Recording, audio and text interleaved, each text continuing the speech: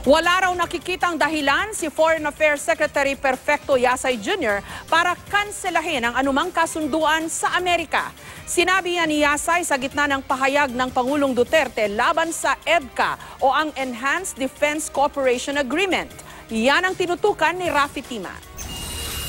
You have the EDCA. Well, forget it. If I stay here long enough, one day that EDCA will, if it's an executive agreement, then I will just... Kung itutuloy raw ni Pangulong Duterte ang kanyang pahayag sa EDCA o Enhanced Defense Cooperation Agreement, may prosesong kailangan munang sundin. It requires a one-year notice, notice of termination of the agreement, and then you allow for 1 year for it to be implemented. And this can be carried out through a note verbal. Ang EDCA ay kasunduang pinirmahan noong panahon ni Pangulong Noynoy Aquino para magkaroon ng rotational presence sa mga tropang Amerikano sa bansa. Implementing regulation ito ng Mutual Defense Treaty sa pagitan ng Pilipinas at Amerika na pinirmahan noon pang 1951. Kaya kung talaga umunong hihiwalay ang Pilipinas, ito ang dapat kanselahin ng Pangulo. The mother treaty is the MDT.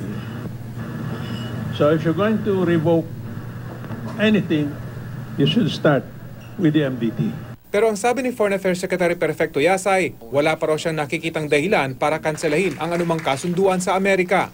There is no reason at this time to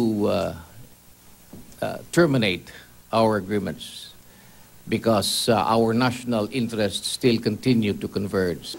Ano man ang balak ng pamahalaan tungkol sa kasunduang ito, dapat umunong isaalang-alang ng Pangulo ang epekto ng mga desisyon niya sa bansa at sa mga Pinoy na direktang maaapektuhan.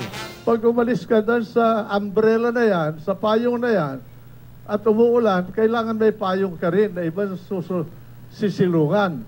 Ngayon, anong payong ngayon ang sisilungan natin? Because they look forward not only to the security benefit but also to the economic benefit that would accrue from the rotational presence of the U.S. military.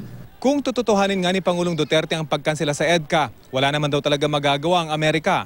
Ang tanong na lang, handa na ba talaga ang Pilipinas na si Uncle Sam ay tuluyan ng mawala? Rafi Tima, Nakatutok, 24 Oras.